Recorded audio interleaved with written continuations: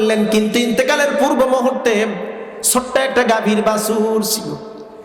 এই বাছুরটা এই পিতা দোয়া করেছে, রব্বুল আলামিন আমার সন্তান আনুগত্যশীল, আমার খুব খেদমত করে, আমি তার ব্যবহারে আচার আচরণে খুবই খুশি। আল্লাহ গো, আমার সন্তানের জন্য কোনো সম্পদ আমি রেখে যেতে পারলাম না, ছোট্ট একটা গাভীর বাছুর আছে, আল্লাহ জঙ্গলের ভিতর দিয়ে দিলাম, তুমি গাভীটার রক্ষণাবেক্ষণ করো। আমার সন্তান যখন অ্যাডাল্ট হয়, যুবক হয়, আমার সন্তানের জন্য এই সম্পদটা তুমি তার হাতে দিয়ে দিও। বাপ দোয়া করেছে সন্তানের জন্য, জঙ্গলের কাছে যায়া ডাক দিছে, হে আমার আব্বার গাভী, আল্লাহর হুকুমে আমার কাছে চলে আসো। বলতে দেরি, শান করে দৌড়ে চলে আসলো যুবকের কাছে। ওই গাভী, জোরে বলা যাবে একটু? আর একবার জোরে বলুন, জোরে বলুন। দেখে দুইজন ব্যক্তি দাঁড়ানো আছে, দুইজন ব্যক্তি দাঁড়ানো।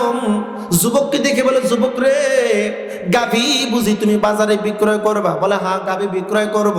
ঠিক আছে যুবক, তোমার গাভী এত সুন্দর চমৎকার, গাভীটা দেখে আমাদের পছন্দ হয়েছে, তোমার গাভীর দাম আমরা 40,000 টাকা দেব, গাভীটা আমাদেরকে দিয়ে দাও। আল্লাহু আকবার। মা বলছে কত? জোরে বলেন না কেন? আর ক্রেতা বলছে কত? 40,000। যুবক এবার বলতেছে, ক্রেতা নয়, গাভী আমি বিক্রয় করব, আপনারা যে দাম বলেছেন এই দামের ব্যাপারে আমার কিছু কথা আছে। কি কথা? বলে, আমার মা বলেছে 20,000 টাকা বিক্রয় করতে, কিন্তু আপনারা 40 বলেছেন। আমি আমার মায়ের কাছ থেকে না শুনে গাভী আমি বিক্রয় করতে পারবো না। মা যদি আমাকে 40,000 অনুমতি দেয়, তাহলে আমি। বানি ইসরাইলের 72 জন নেতা আর একজন যুবক আসলো মুসা কালিমুল্লাহর কাছে। আসার উদ্দেশ্য হলো একটাই, মুসা কালিমুল্লাহর কাছে ওই যুবক এসে বাদিন, পয়গম্বর, আপনার কওমের মানুষেরা আমার চাচাকে হত্যা করেছে, আর আপনার কওমের লোকেরা এটা অস্বীকার করে। মুসা কালিমুল্লাহ সব ঘটনা শোনার পরে বললেন, এ আমার কওমের লোকেরা, এই যুবক যে তোমাদের উপর একটা দোষ চাপায় দিচ্ছে, এটা কি সঠিক? ঘটনা কতটুকু সত্য বলো? 72 জন নেতা বলল, মুসা কালিমুল্লাহ, আল্লাহি বিল্লাহি, আল্লাহর কসম করে বলি, আমরা কোনো মানুষ হত্যা করি নাই। কারণ আমরা জানি মানুষ হত্যা করলে এর শাস্তি হলো হত্যার পরিবর্তে হত্যা। কারণ ওই সময় কোরআনুল কারীমের যেই বিধানটি আছে, কুতিবা আলাইকুমুল কিসাস, অর্থাৎ হত্যার পরিবর্তে হত্যা, ওই বিধানটা বনী ইসরাঈলদের মধ্যে বিদ্যমান ছিল। 72 জন নেতা ডাক দেবেন, মুসা কালিমুল্লাহ, আমরা এমন কাজ করি নাই। আমরা সকালবেলা মেইন ফটক খুলেছি, ফটক খুলতে না খুলতেই দেখি একটা লাশ পড়ে রয়েছে। কিছুক্ষণ পর এই যুবক এসে বলতেছি, এটা আমার চাচা, আমার চাচাকে তোমরা হত্যা করেছো, কিন্তু আমরা জানি না কে হত্যা করেছে, কে এখানে লাশটা রেখে গেছে, আমরা কেউ কোনো কিছু জানি না। প্রিয় বন্ধুরা, মুসা কালিমুল্লাহ বনী ইসরাঈলদের ওই নেতাদের কথা শুনে রায় দিয়ে দিল, এ যুবক, তুমি তোমার চাচার হত্যার দাবি হয়ে এদেরকে তোমরা দোষারোপ করো, তুমি দোষারোপ করতেছো, কিন্তু এদের তো কোনো দোষ নাই, হয়তো বা কেউ হত্যা করেছে। এবার ওই যুবক বলতেছে, মুসা কালিমুল্লাহ, আপনার কওমের মানুষ, তাই তাদের পক্ষে আপনি রায় দিলেন। কথা কি বুঝতে পারছেন? আপনার কওমের মানুষ, তাই তাদের পক্ষে রায় দিচ্ছেন, আর আমি যে অন্য কওমের মানুষ, আমার পক্ষে রায় হচ্ছে না। কিয়ামতের ময়দানে আল্লাহর কাছে আপনার বিরুদ্ধে মামলা দেব।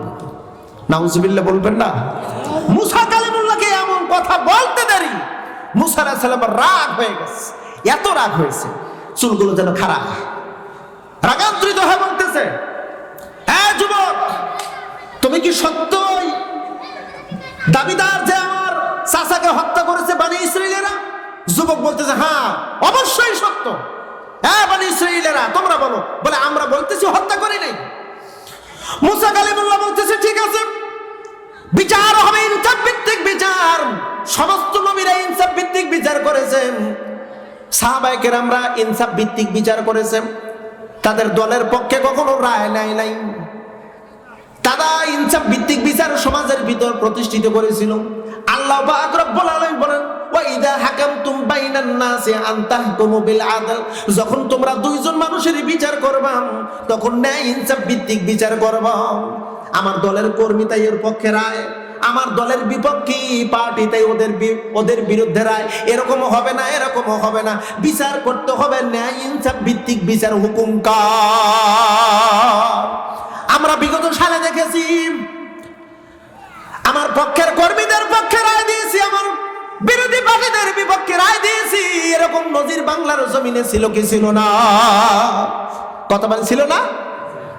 আহারে আল্লাহ কয়, বান্দা তুই যে বিচার করবি তোরও কিন্তু বিচার হবে। আলাইসাল্লাহু বিআহকামিল হাকিমিন, বিচারকের বিচারক তিনি কে? এত দিনে বলতেছেন, ঠান্ডা হয়ে গেছেন? আর একবার বলুন কে? হাত উঁচু করে বলুন তিনি কে? আল্লাহ বিচারকের বিচারক। বিচার করবেন, আল্লাহর বিচার হবে সূক্ষ্ম, না ইনসাফ ভিত্তিক বিচার হবে।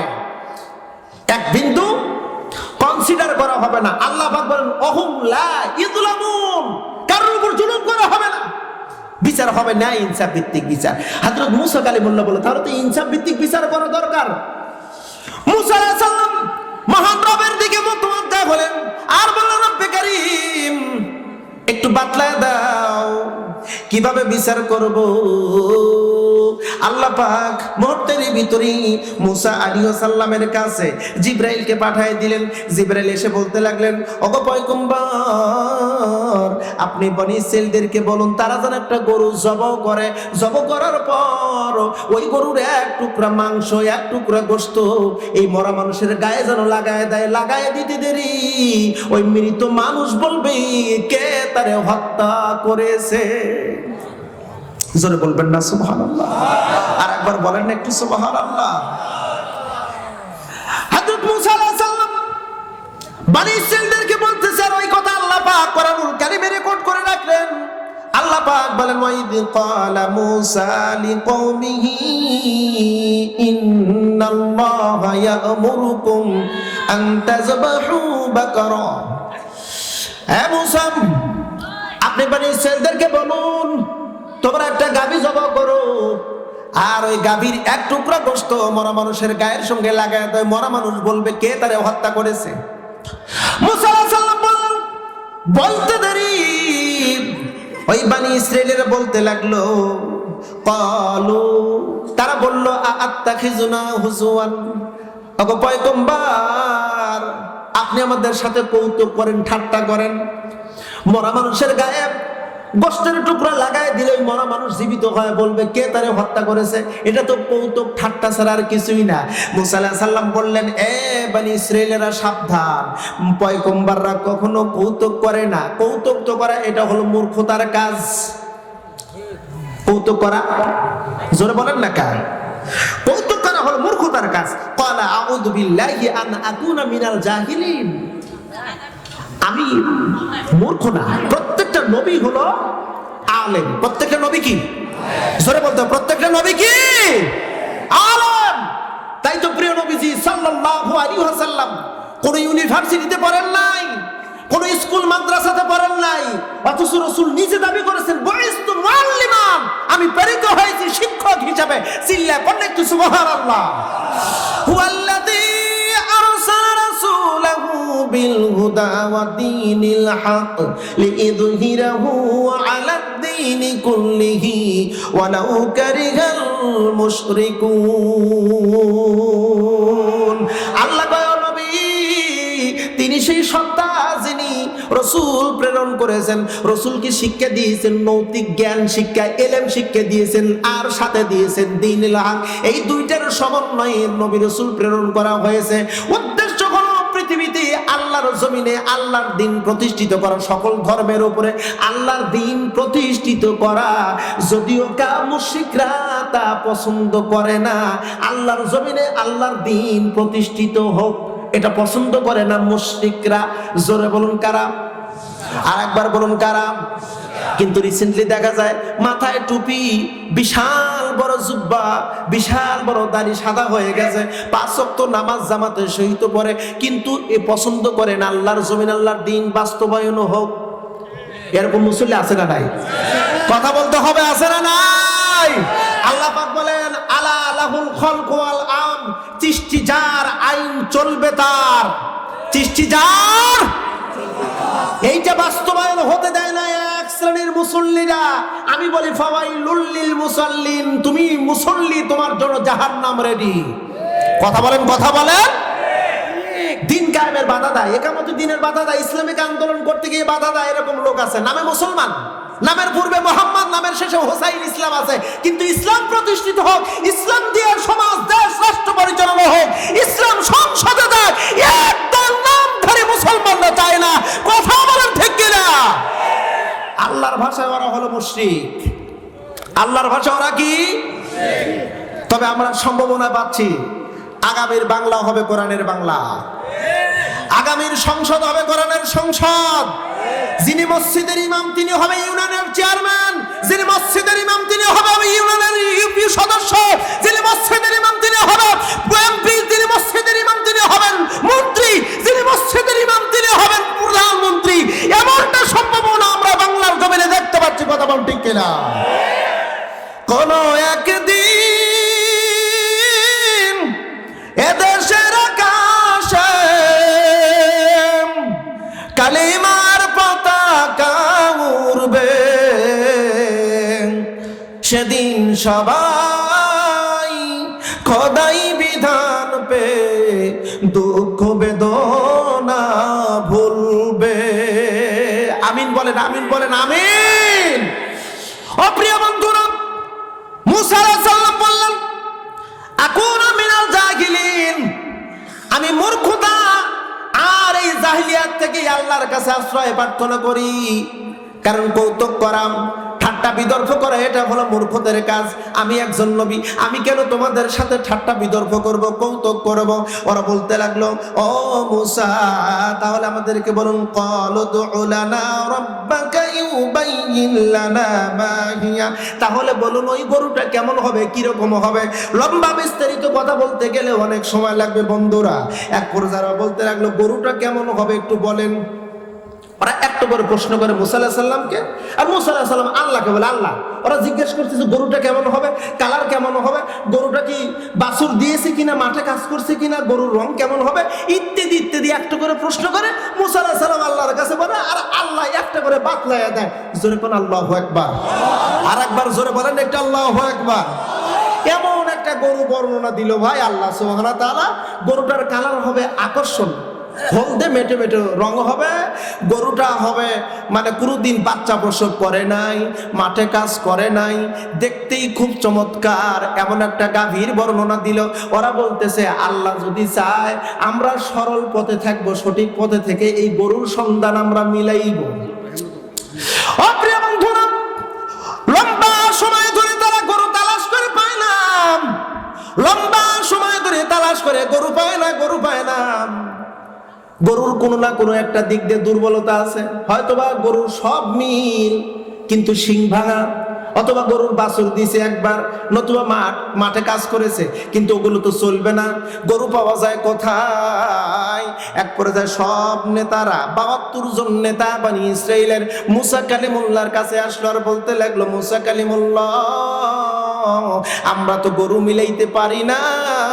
মুসা আলাইহিস সালাম দোয়া করলেন রব্বে কারীমের কাছে, আল্লাহ পাক জানায় দিলেন নগরুল পয়গম্বর বনি ইসরাইলের ভিতরে এক যুবকের একটা গাভী আছে, যেই বর্ণনা আমি আল্লাহ দিয়েছি ওই বর্ণনা মোতাবেক ওই গাভীটাই একমাত্র, আর কোনো গাভী নাই, পারলে ওই গাভীটা নিয়ে আসো। মুসা আলাইহিস সালাম বনি ইসরাইলদেরকে বলল যাও, বনি ইসরাইলের অমুক পরিবারের একটা যুবক আছে, ওই যুবকের কাছে এমন গাভী পাওয়া যাবে। ও বন্ধু, এই যুবকের কাছে সন্তান নিয়ে যুবকের বাড়ির দিকে যাবে, কিন্তু ইতিপূর্বে একটি ঘটনা ঘটে যায়। এই যুবকটা ছিল পিতামাতার আনুগত্যশীল সন্তান, বাবা মা যা বলে তাই করে, বাবা মা যা নিষেধ করে তা করে না। এই যুবক যখন ছোট্ট ছিল অল্প বয়স, বাবা মার খুব আনুগত্যশীল সন্তান ছিল। বাবা ছিল মণিমুক্তা, ব্যবসা করতো, মণিমুক্তা কিনতো, এক হাটে কিনতো আর এক হাটে বিক্রয় করতো। ছোট্ট বাচ্চাকে নিয়ে এই যুবক যখন ছোট, তাকে নিয়ে বাজারে গেছে মণিমুক্তা কেনার জন্য। সিরিয়ার একটি বাজারে গেছে, ক্লান্ত অবস্থায়, রোদের ভিতর দিয়ে যাওয়ার কারণে হাটে গেছে, এখনো কেউ মণিমুক্তা বিক্রেতা আসে নাই। বাপ বলতেছে, বেটা আমি একটু বিশ্রাম করব, যদি মণিমুক্তা কেউ কিনতে আসে, আমি যদি ঘুমায় যাই তাহলে আমাকে ডাক দিবা। ছোট শিশু তো বলতেছে, আব্বা ঠিক আছে আপনি ঘুমান, বিশ্রাম করেন। বিশ্রাম করতে মনের অজান্তে ঘুমায় পড়ছে। হাট লেগে গেছে, মণিমুক্তা বিক্রেতারা চলে আসছে মণিমুক্তা বিক্রয় করবে, কিন্তু কোন ক্রেতা নাই, শুধু একটাই ক্রেতা, তাও আবার ঘুমায়। সন্ধ্যা ঘনিয়ে যায়, সন্ধ্যার পরে এই পিতা ঘুম থেকে জাগ্রত হলো, হয়ে দেখে হাটের ভিতরে কোনো মানুষ নেই, মণিমুক্তার কেউ বিক্রয় করবে না, এরকম আর একটা লোক নাই। ছোট্ট ছেলেকে ডাক দেবেন, আব্বা যান, হাটের ভিতরে কি কেউ কি মণিমুক্তা বিক্রয় করার জন্য আসে নাই? বলে এসেছিল আব্বা। এমনকি তারা ঘুরে ঘুরি এমন কথা বলেছে, কে মণিমুক্তা কিনবা, অল্প দামে বিক্রয় করব। আমি তাদেরকে বলেছিলাম আমার আব্বা মণিমুক্তা কিনবে, কিন্তু আমার আব্বা তো এখন ঘুমায়। আমাকে বারবার বলেছে তোমার আব্বাকে ডাক দাও। আমি বলেছি আমার আব্বা ক্লান্ত হয়ে সারা রাস্তা খুব কষ্ট করে এসেছে, একটু শুয়ে পড়েছে, ঘুমায় পড়েছে, এখন যদি ডাক দেই আমার আব্বার ঘুম ভাঙলে কষ্ট হবে, কষ্ট হলে আমার আব্বার খুব খারাপ লাগবে। ও আব্বা, তাই আমি আপনাকে ডাক দেই নাই কে। এবার আব্বা বলতেছে, বাপ বলে ছেলেকে, ও বেটা এই মণিমুক্তা বিক্রয় করলি যেই টাকা হবে, এই টাকা তো আর কারোর জন্য সঞ্চয় থাকবে না, এই টাকা তো তোমার সঞ্চয় থাকবে।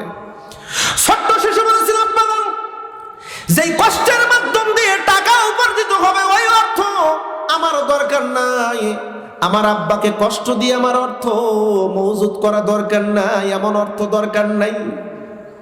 বাপ সন্তানের প্রতি এতটাই খুশি হয়েছিলাম। সেই হাট থেকে আসার পর এই পিতা ধীরে ধীরে অসুস্থ পর্যায়ে ইন্তেকাল করলেন, কিন্তু ইন্তেকালের পূর্ব মুহূর্তে ছোট্ট একটা গাভীর বাছুর ছিল। এই বাছুরটা এই পিতা দোয়া করেছে, রব্বুল আলামিন আমার সন্তান আনুগত্যশীল, আমার খুব খেদমত করে, আমি তার ব্যবহারে আচার আচরণে খুবই খুশি। আল্লাহ গো, আমার সন্তানের জন্য কোনো সম্পদ আমি রেখে যেতে পারলাম না, ছোট্ট একটা গাভীর বাছুর আছে, আল্লাহ জঙ্গলের ভিতর দিয়ে দিলাম, তুমি গাভীটার রক্ষণাবেক্ষণ করো। আমার সন্তান যখন অ্যাডাল্ট হয়, যুবক হয়, আমার সন্তানের জন্য এই সম্পদটা তুমি তার হাতে দিয়ে দিও। বাপ দোয়া করেছে সন্তানের জন্য। এরকম দোয়া যদি কোনো বাপ সন্তানের জন্য করে, আল্লাহ রসুল বলেন ওই দোয়া ফেরত হবে না, ওই দোয়া আল্লাহ কবুল করবে।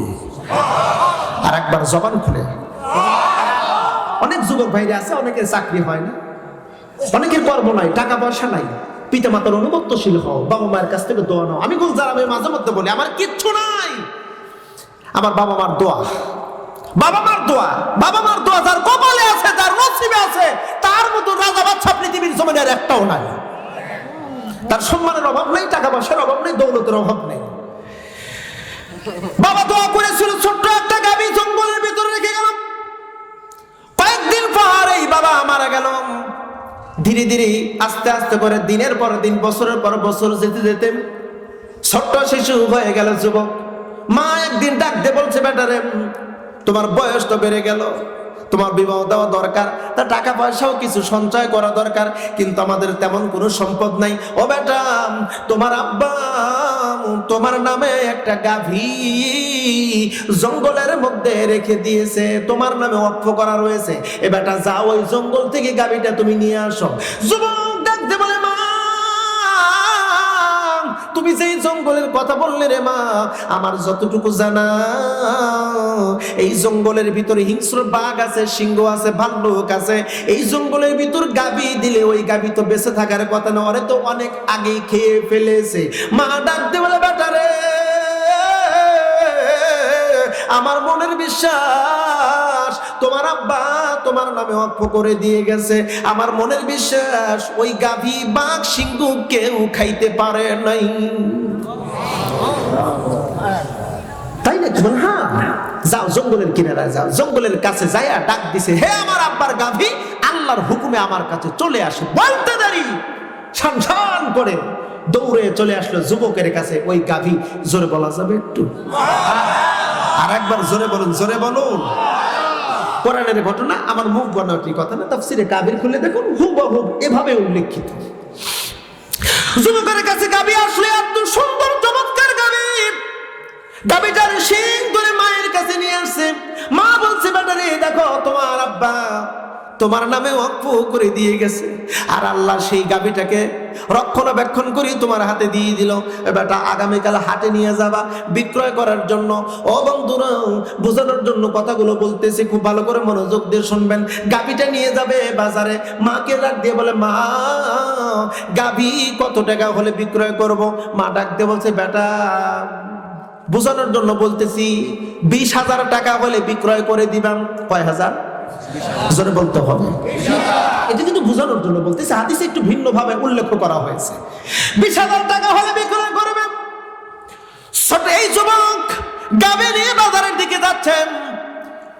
একদম বাজারের নিকটবর্তী, বাজারের নিকটবর্তী দেখে দুইজন ব্যক্তি দাঁড়ানো আছে। দুইজন ব্যক্তি দাঁড়ানো, যুবককে দেখে বলে, যুবক রে, গাভী বুঝি তুমি বাজারে বিক্রয় করবা? বলে, হ্যাঁ গাভী বিক্রয় করব। ঠিক আছে যুবক, তোমার গাভী এত সুন্দর চমৎকার, গাভীটা দেখে আমাদের পছন্দ হয়েছে। তোমার গাভীর দাম আমরা 40,000 টাকা দেব, গাভীটা আমাদেরকে দিয়ে দাও। আল্লাহু আকবার। মা বলছে কত? জোরে বলেন না কেন? আর ক্রেতা বলছে কত? 40,000। যুবক এবার বলতেছে, ক্রেতা নয়, গাভী আমি বিক্রয় করব, আপনারা যে দাম বলেছেন এই দামের ব্যাপারে আমার কিছু কথা আছে। কি কথা? বলে, আমার মা বলেছে 20,000 টাকা বিক্রয় করতে, কিন্তু আপনারা 40 বলেছেন। আমি আমার মায়ের কাছ থেকে না শুনে গাভী আমি বিক্রয় করতে পারবো না। মা যদি আমাকে 40,000 অনুমতি দেয়, তাহলে আমি 10। এক ডাকি দাম বলছে 92।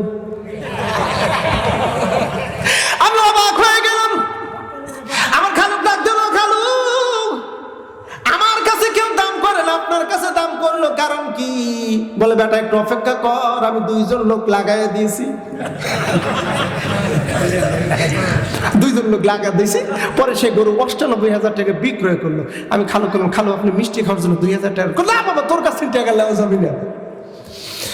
প্রিয় বন্ধুরা, এরকম দালাল চক্র সমাজের ভিতর আছে না নাই? মা যুবককে ডাকতে বলছে, যে বেটারি, আগে তাদের পরিচয় জানবি, আসলে ওরা দালাল চক্র কিনা, গরু বিক্রয় করতে দিবি কিনা। তারপরে ওরা যদি গরু কেনে, বিক্রয় করে দিবে 80,000। এবার 2জন দাঁড়ায় রয়েছে, গাভী নিয়ে যায়। এবার ওই 2 ক্রেতা ডাক দেখো, যুবক রে, আমাদের আর একজন আছে, তার সাথে পরামর্শ করলাম, 80,000 হবে না, তোমার গাভীর দাম আরো বেশি বৃদ্ধি করতে চাই। যুবক বলে, যেখানে আছেন ওখানেই থাকেন, ওই দামই রাখেন, আর দাম বাড়ানোর দরকার নেই। আসলে পরিচয় দেন, আপনারা কারা? আসলে গাভী বিক্রয় করতে দিবেন নাকি আপনারা দালাল চক্র? এই 2 ক্রেতা ডাকতে পারে, যুবক আমাদের পরিচয়, তুমি যে গাভী এনেছো বিক্রয় করার জন্য, আমরা সেই ওই গাভীর রক্ষণাবেক্ষণকারী, আমরা সাধারণ মানুষ না রে, আমরা আল্লাহর 2জন ফেরেশতা। আরো জোরে, আরো জোরে, আরো জোরে। এ যুবক, তোমার আব্বা যখন গাভী জঙ্গলের ভিতর অক্ষ করে রেখে দিয়েছিল তোমার নামে, আল্লাহ আমাদের